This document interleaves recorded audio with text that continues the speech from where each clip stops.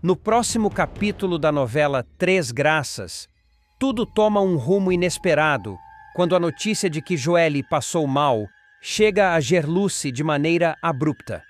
Antes disso, porém, a jovem havia decidido visitar a mãe no trabalho. Uma decisão impulsionada por uma angústia que nem ela conseguia explicar. No entanto, a visita não acontece. Dentro do ônibus, ela sente o mundo girar, perde as forças e desmaia. Gilmar, o motorista, entra em modo de emergência, leva a garota diretamente ao hospital e, assim que consegue um telefone, liga para Gerluce. Antes de continuar, clique no botão de gostei, se inscreva no canal e comente de qual cidade você assiste a novela.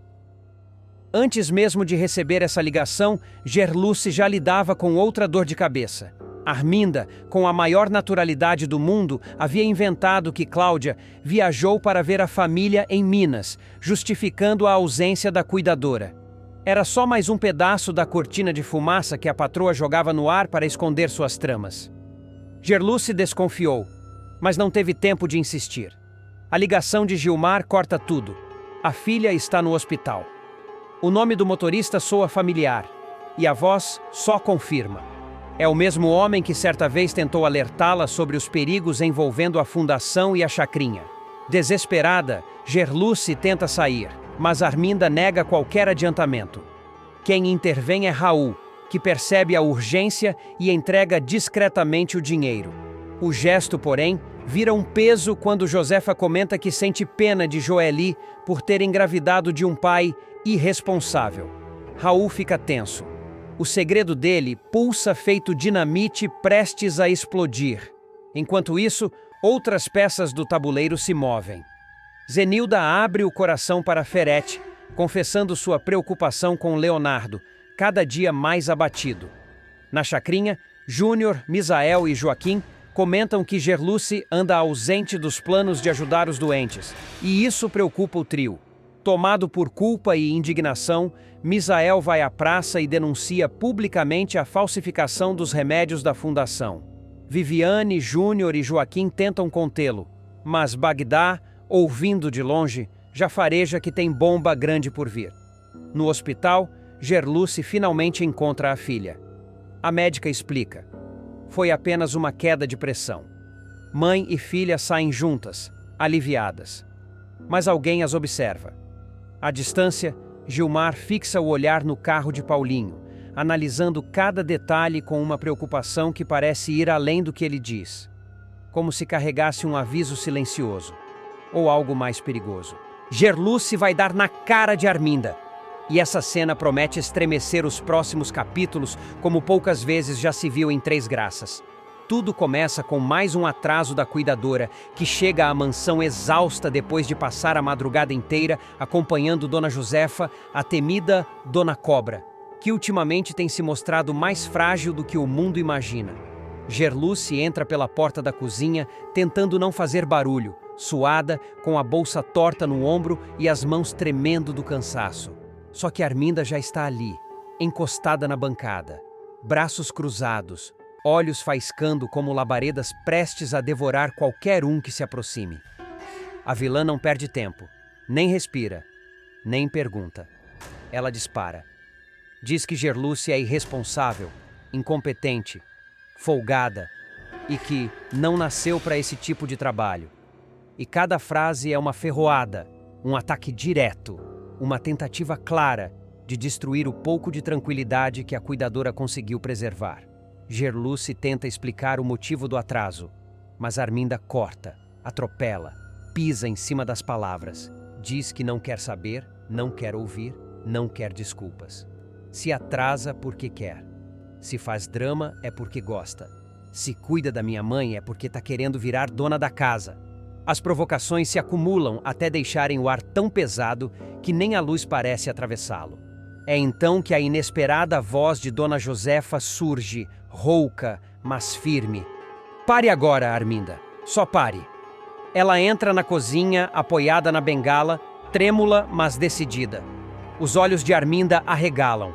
Ela não esperava ver a mãe de pé, muito menos se intrometendo. Josefa respira fundo e continua, devagar, pontuando cada sílaba. Se não fosse essa menina, eu já estava no buraco. Você sabe disso. E o silêncio que se segue pesa mais do que qualquer grito. Arminda tenta argumentar, mas Josefa ergue a mão, mandando calar. Depois solta o golpe que ninguém esperava. E esses remédios que você vive me empurrando, eu sinto que não fazem efeito nenhum. Parece até que pioram. Arminda fica pálida por milésimos de segundo.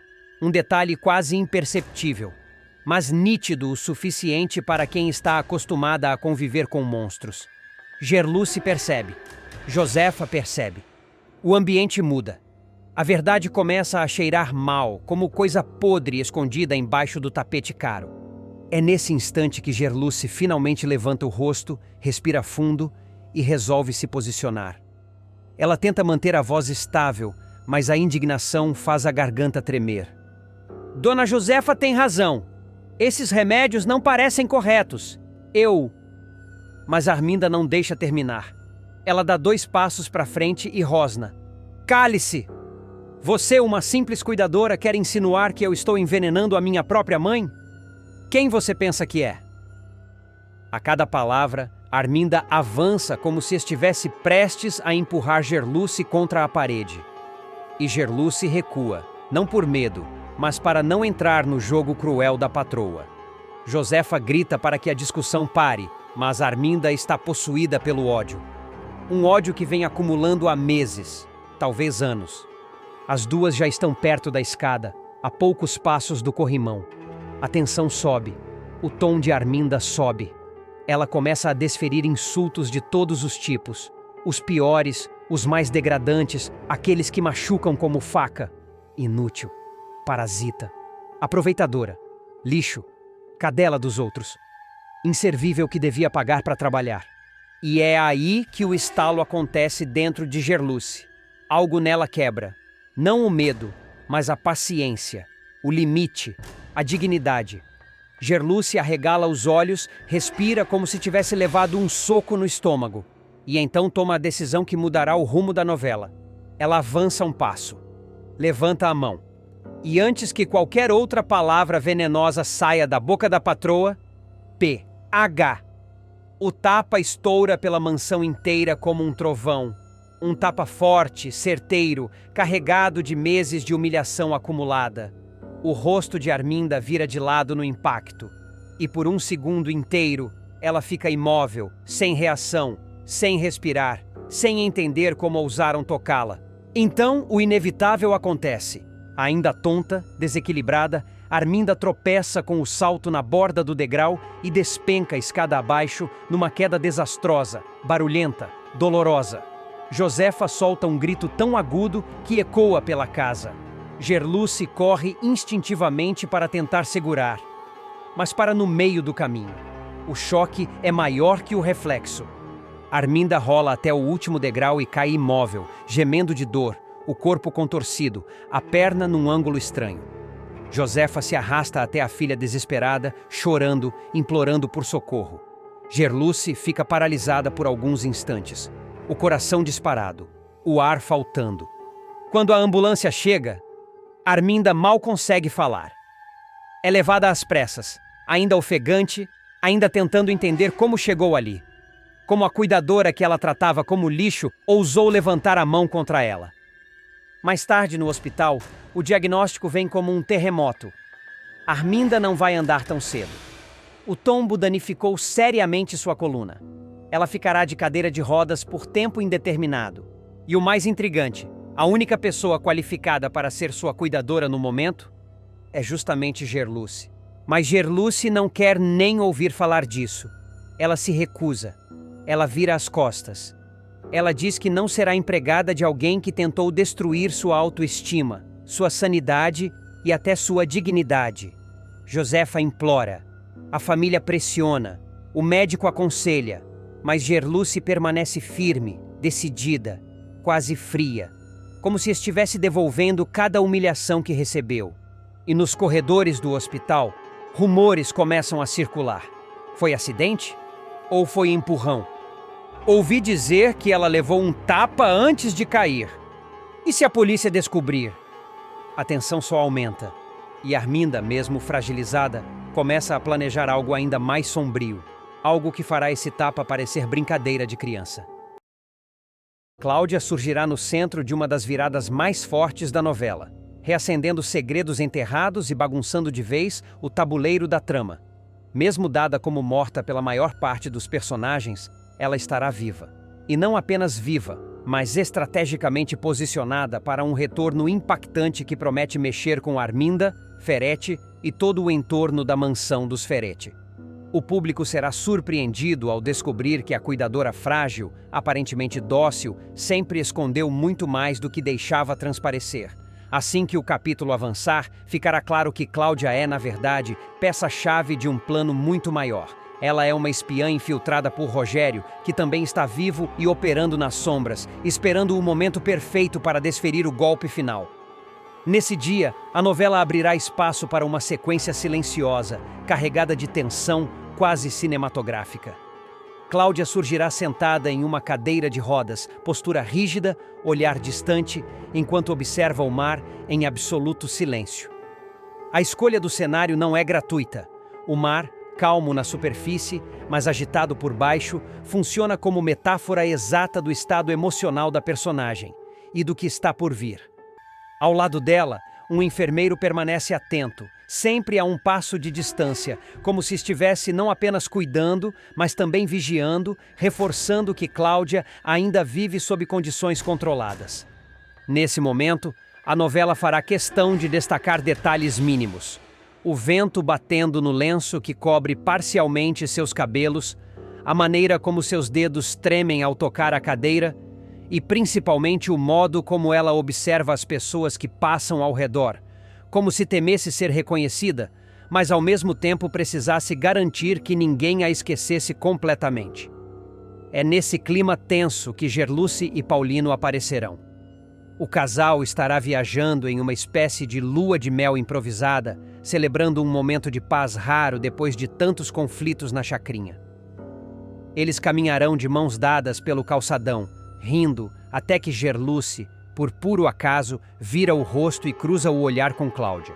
O mundo parece parar por um instante. Gerluce franze o senho. Paulino pergunta o que houve. Ela hesita, sente o coração acelerar, como se algo dentro dela estivesse gritando para olhar de novo. Por um segundo, chega a dar 2 passos na direção da mulher na cadeira de rodas. Mas Cláudia rapidamente vira o rosto.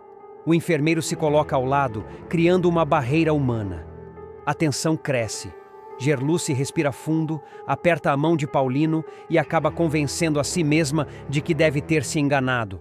Afinal, Cláudia está morta, não está? O público, claro, sabe que ela está a 2 metros de distância, viva, consciente e apavorada com a chance de ser descoberta. Mais tarde, já no quarto simples onde está escondida, Cláudia desaba emocionalmente.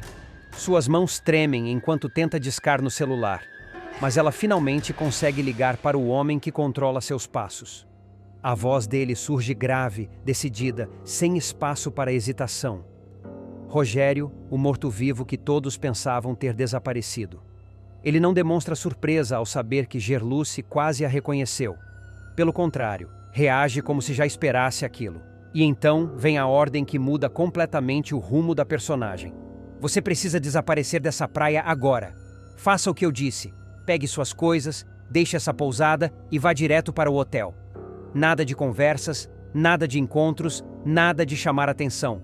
Depois do que Arminda e Ferretti fizeram com você, não podemos correr riscos. O plano continua, e você sabe o que está em jogo. Cláudia fecha os olhos. Ela claramente não quer reviver o que sofreu nas mãos de Arminda, Ferretti e seus comparsas. O público verá flashes rápidos desse passado. Cláudia sendo ameaçada, obrigada a mentir, vivendo sob vigilância, tentando escapar, sendo silenciada. Rogério, por sua vez, acompanha tudo à distância, movendo as peças com paciência de predador que sabe exatamente quando atacar.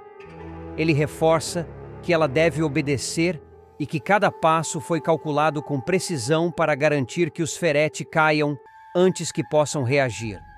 Nessa fase da história, a novela ampliará o flashback, revelando ao público detalhes inéditos sobre a conspiração. 2 anos antes, Rogério colocou Cláudia na casa de Arminda como parte de um plano meticuloso de infiltração. A proposta parecia simples: trabalhar como cuidadora, ganhar a confiança de Dona Josefa e descobrir segredos. Mas, na verdade, ela estava ali para algo maior: coletar provas contra Arminda e Ferretti, entender como eles movimentavam dinheiro ilegal, como usavam a fundação para operações duvidosas e até que ponto se estendiam suas alianças criminosas. A suposta morte de Rogério havia sido orquestrada por ele mesmo. Um acidente simulado, um atestado falsificado, um funeral apressado e mal explicado. Tudo isso para que ele pudesse agir nas sombras, sem levantar nenhuma suspeita. Sem o peso do próprio nome, sem a pressão social, sem o rastro usual de um homem vivo, ele se transformou em um fantasma que observava tudo, sempre um passo à frente de Arminda. Agora, com Cláudia viva, recuperada e prestes a voltar ao jogo, o plano finalmente começa a ganhar forma. A novela deixará evidente que Cláudia tem cicatrizes profundas, algumas físicas, outras emocionais, e que sua recuperação foi lenta, carregada de traumas, medo e silêncio. A cadeira de rodas não será usada apenas como elemento estético, mas como marca das consequências do passado. Ela não aparece assim por acaso. Algo grave aconteceu, algo que será revelado em capítulos posteriores, mostrando o nível de violência que Arminda e Ferretti foram capazes de praticar para manter seus segredos enterrados. Cláudia, no entanto, voltou mais forte, mais preparada, mais consciente do papel que precisa cumprir. E Rogério sabe que ela é peça essencial para o que está por vir. E enquanto o público acompanha o retorno da cuidadora, a trama se prepara para intervir em outros núcleos, conectando tudo num crescendo dramático que promete explodir em breve. A presença silenciosa de Cláudia naquele calçadão é só o primeiro aviso. Nada do que parecia morto realmente estava. E todos os pecados cometidos na mansão, na fundação e na chacrinha estão prestes a retornar cobrando um preço alto, talvez o mais alto possível. Depois de desligar o telefone, Cláudia reúne toda a força que lhe restou para obedecer às ordens de Rogério. Cada movimento na cadeira de rodas é lento, dolorido e carregado de lembranças que ela tenta empurrar para os cantos mais escuros da mente. O enfermeiro, que a acompanha como sombra silenciosa, recolhe seus pertences e se apressa em colocá-los no carro. Ele evita contato visual, como se também carregasse parte dos segredos daquela mulher. Há algo no jeito dele, rígido, preciso, quase militar, que sugere que não é apenas um profissional contratado, mas alguém colocado ali por Rogério para garantir que nada dê errado. Enquanto é conduzida até o veículo, Cláudia observa o mar pela última vez antes de desaparecer do lugar onde passou semanas escondida. A câmera da novela destacará o momento em que ela fecha os olhos ao sentir o vento tocar seu rosto, como se respirasse liberdade e medo ao mesmo tempo. Um sussurro escapa, quase inaudível. Não posso falhar de novo. É a primeira vez que o público percebe que houve falhas anteriores. Erros, hesitações, talvez traições, e isso abre margem para novos mistérios. No caminho até o hotel indicado por Rogério, flashes rápidos invadirão a tela. Memórias soltas, distorcidas, revelando pedaços do que realmente aconteceu 2 anos antes. O público verá Cláudia entrando pela primeira vez na mansão de Arminda, fingindo inocência, tentando conquistar a confiança de Josefa. Verá também os bastidores sombrios da fundação, caixas sendo transportadas às pressas, documentos queimados no quintal, armários trancados com códigos trocados semanalmente. E no centro disso tudo, Arminda e Ferretti, sempre alertas, sempre desconfiados, como predadores farejando ameaça. Um desses flashes mostrará o instante em que Cláudia é descoberta. Não totalmente, apenas o suficiente para Arminda desconfiar que ela sabia mais do que deveria. É quando surge a imagem que o público não estava preparado para ver. Cláudia caída no chão, sangrando, tentando rastejar até a saída enquanto escuta passos pesados atrás de si. A câmera nunca mostra quem a atacou, mas as sombras projetadas denunciam que não era apenas uma pessoa. A sequência termina antes de revelar como ela sobreviveu, deixando claro que parte de sua atual condição física vem desse ataque brutal. De volta ao presente, quando finalmente chega ao hotel indicado por Rogério, Cláudia entra por uma entrada lateral, guiada pelo enfermeiro. O recepcionista recebe um envelope grosso, instruções e pagamento adiantado, e entrega a ela a chave de um quarto no último andar, isolado, longe dos demais hóspedes. Tudo é calculado, nada é casual. Zenilda vê Rogério vivo, tenta alertar Arminda que a tragédia quase acontece. A farsa de Rogério, construída com precisão quase cirúrgica, começará a ruir de maneira inesperada e turbulenta. O empresário, dado como morto após a explosão da lancha, insiste em agir sorrateiramente pelos cantos da mansão, acreditando ser inalcançável. Mas um único deslize será suficiente para abrir uma rachadura em seu plano. Zenilda o verá vivo, em carne, osso e pânico silencioso. Tudo começa numa noite abafada, quando Zenilda chega à mansão para entregar uma encomenda de Josefa. Ao atravessar o jardim, ela nota uma figura masculina atravessando a lateral da casa. A princípio, pensa ser algum funcionário. Até que o homem vira de perfil. O choque é imediato. Meu Deus! Rogério? Ela sussurra, sentindo o chão fugir por baixo dos pés. A cena dura menos de 2 segundos, mas suficiente para implodir sua segurança. Zenilda corre até o portão, tremendo, enquanto tenta raciocinar. Ela sabe que Arminda precisa ouvir isso. Precisa saber que está vivendo com um fantasma. Ou pior, com alguém que nunca morreu e pode estar rondando, tramando e vigiando tudo. Em ritmo de urgência, Zenilda atravessa metade da chacrinha quase sem ar, repetindo mentalmente a imagem de Rogério caminhando como se nunca tivesse desaparecido. Ela precisa saber agora, repete, sem imaginar que está prestes a se tornar parte de uma engrenagem muito maior, imortal. Arminda, por sua vez, está no escritório da mansão acertando contas com Ferretti, discutindo a demora de Macedo em fechar um acordo que pode livrar a fundação da crise. A chefe não poderia estar em pior humor quando Zenilda chega batendo a porta com desespero na voz. Arminda, é sério, eu juro que vi. O Rogério, aqui, vivo, dispara a moça, completamente transtornada. A reação de Arminda é imediata. Primeiro, incredulidade. Depois, raiva. E por fim, um olhar gelado que Zenilda nunca tinha visto. Um olhar que não promete acolhimento, e sim perigo. Do outro lado desse caos crescente, Rogério também sente o impacto do próprio erro. Já de volta ao galpão onde se esconde, ele relata tudo a Cláudia, numa mistura de irritação e pânico. O sinal abriu, eu arranquei com o carro, mas a Zenilda me seguiu com os olhos. Eu vi, ela me viu, foi aí que veio o ônibus. Quase me pegou. Ele confessa, mantendo a voz baixa como se o perigo pudesse ouvir. Cláudia, cuja consciência já vive esfarrapada entre culpa e sobrevivência, sente o peso aumentar. Se a Zenilda conta pro Ferretti e ele manda os capangas investigar, acabou. Ele te encontra, Rogério. Ele te mata de verdade, alerta, arfando. Mas Rogério, sempre calculista, tenta tranquilizá-la. Ele não vai. Se eu conheço aquele crápula, ele vai convencer a mulher de que ela está perdendo a sanidade. Ele sempre faz isso. Sempre. A fala revela o histórico sombrio entre Ferretti e Arminda. Manipulação mental, gaslighting, discursos venenosos que sempre conseguiram forçar a realidade a se curvar.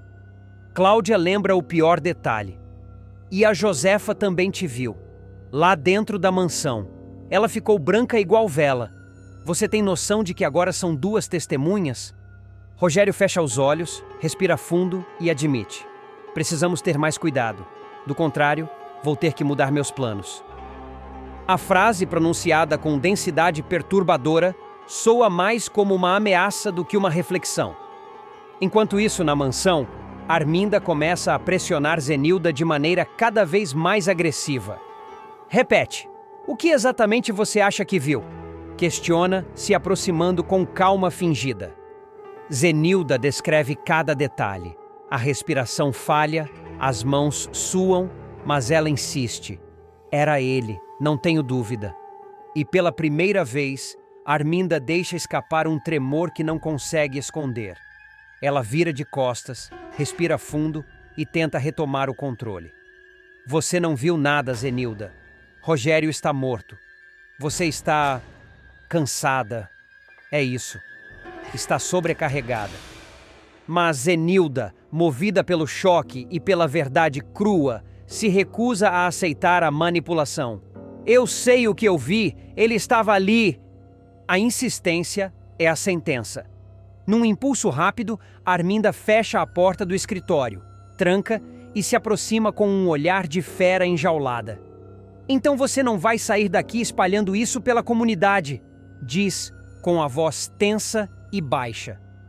Zenilda sente um arrepio percorrer a espinha. Não é mais apenas um desentendimento. É ameaça. A discussão escala. Arminda tenta empurrá-la para trás e o descontrole quase resulta em acidente quando Zenilda tropeça perto da escada. Por um fio não cai. Ao ouvir os gritos, Ferete surge no corredor. Arminda, desesperada para não se contradizer, solta uma narrativa improvisada. Ela está alterada, está inventando coisas, precisa descansar. Viu o Rogério? Você acredita? O Rogério! Ferete olha Zenilda de cima a baixo, como quem avalia uma mercadoria defeituosa. Viu o quê? Pergunta gelado. Zenilda tenta explicar, mas Arminda a interrompe, distorcendo tudo. Ela jurou que viu um morto andando. A tensão cresce. Ferete dá um passo à frente, examina o rosto dela e sentencia.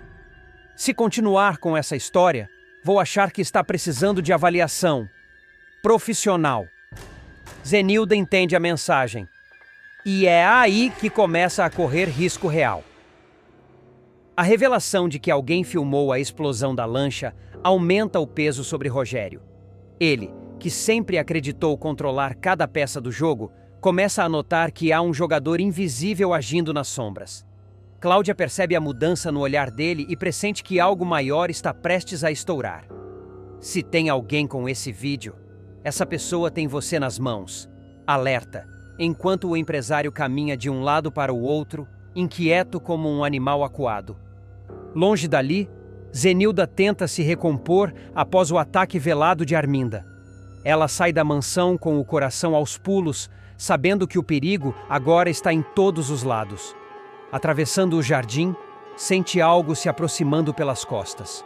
Quando vira, vê Macedo. Ele não sorri, não fala, só observa.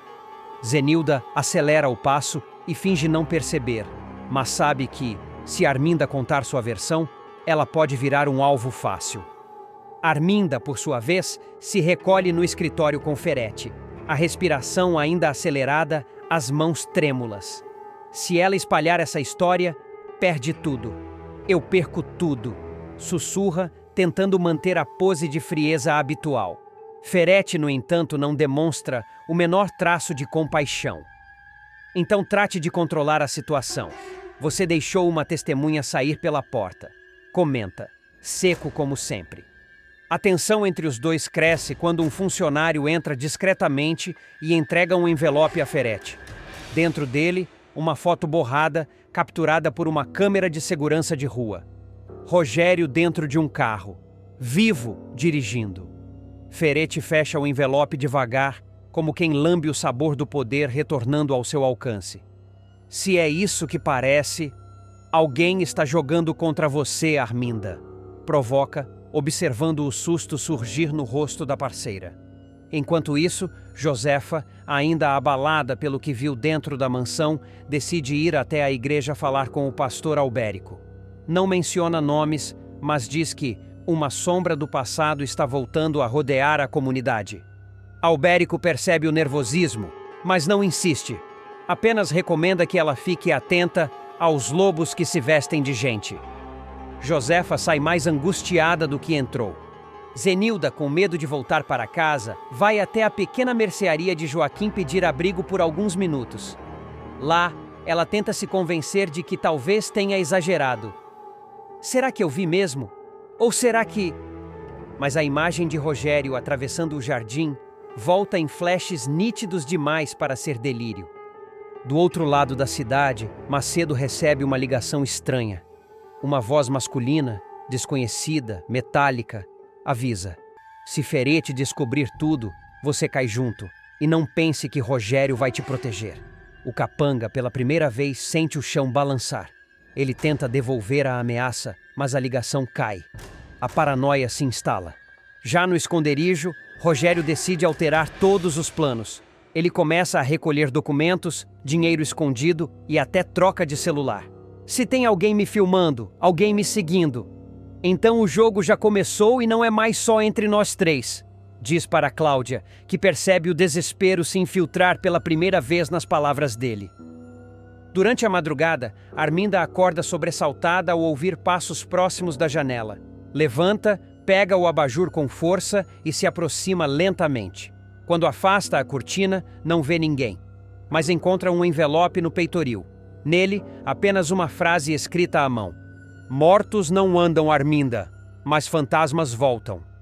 Ela deixa o papel cair no chão gelada. Na manhã seguinte, Zenilda reúne coragem para contar tudo a Gerluce. A amiga fica impactada, mas antes mesmo que possa reagir, alguém bate a porta com força. Zenilda empalidece. Gerluce vai atender e congela ao ver Macedo parado na calçada, com um sorriso falso, oferecendo uma conversa rápida.